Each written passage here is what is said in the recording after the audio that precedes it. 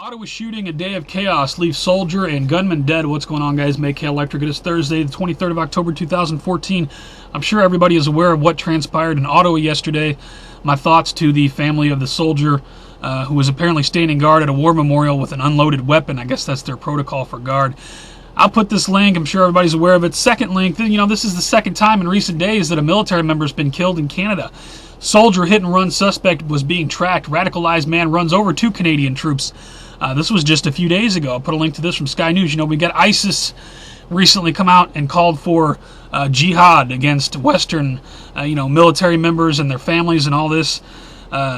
Whether it's real or staged doesn't really matter. Whether you think ISIS is born out of the CIA or we're gonna see more of this, people. This is just this video here is going to be an Operation Blackjack warning. I'm seeing some disturbing signs pointing to that event. Once again, Canada lifts terror threat level. A lot of you guys know that's a key Blackjack indicator right there. This happened apparently, I guess, Friday. I just heard about it yesterday. Apparently they kept it secret. Their threat level went from low to medium, although no specific threat was announced. I'll put a link to that. Washington is closely monitoring Canadian shootings. This is from ABC 15 Arizona. This goes on to talk about how NORAD and the FBI are at alert status because of what happened in Canada. And this all happening on the same day that another man jumping over the White House fence has been apprehended. They sicked the dogs on him this time. Well, at least the Secret Service was honest this time. What is with these people jumping over the fence at the White House? What do they hope to accomplish with that? I don't understand that. BuzzFeed has this.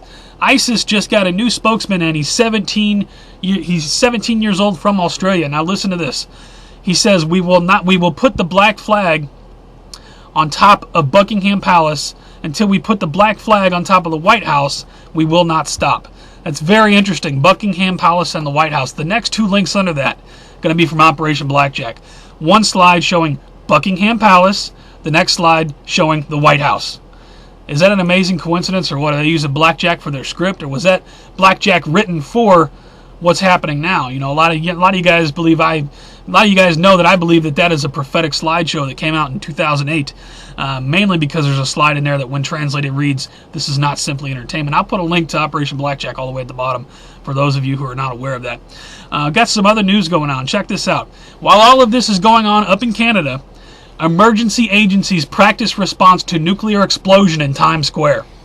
Wasn't it just a few months back Obama was talking about he's worried about a nuclear weapon going off in Manhattan? Now we got a nuke drill running in Times Square. And yes, I could tie that back to Blackjack. Below that, I'll put a slide that shows a nuclear weapon exploding in New York City, Lower Manhattan. Another coincidence? Meanwhile, we continue to, like I said, no matter what you believe about ISIS, whether you think it's just a natural radicalized offspring of Al-Qaeda, or the United States government, along with the CIA, has ties to it, we are definitely still giving them weapons. In fact, Al Arabiya News reports ISIS fighters seize weapons cache meant for the Kurds. We just dropped the whole crap load of weapons into the hands of ISIS. Way to go, United States government. Put a link to that, or maybe things are just going as they should go, huh? Now, with all this going on, we got the Ebola thing going on in the background. Apparently, the NBC cameraman has been declared Ebola-free. Okay, along with the two nurses, Amber Joy Vinson, free of Ebola virus. These are all recent articles. And the other one, I don't know her name. It says Spanish woman free of Ebola. Final test show. So 3 more people have been cured along what was it, 2 before. So have we now cured 5 people from Ebola altogether? Supposedly. So imagine if there's a widespread outbreak of Ebola and the CDC comes out and says, well, everybody's got to take this vaccine, you see, because we cured these 5 people over here. They're all Ebola free, so get your shot. What do you guys make of all this? This is just madness. That's all I got for now. Please rate the video. Please pass it around. Make people aware. What do you think about the ties back to Operation Blackjack? Am I on to something, or you think I'm just crazy, or what? Ebola, you think there's a forced vaccine coming? Now we've cured 5 people, supposedly? Madness. Madness, people. Till next one, you guys take care, stay safe. I will see you on the next one.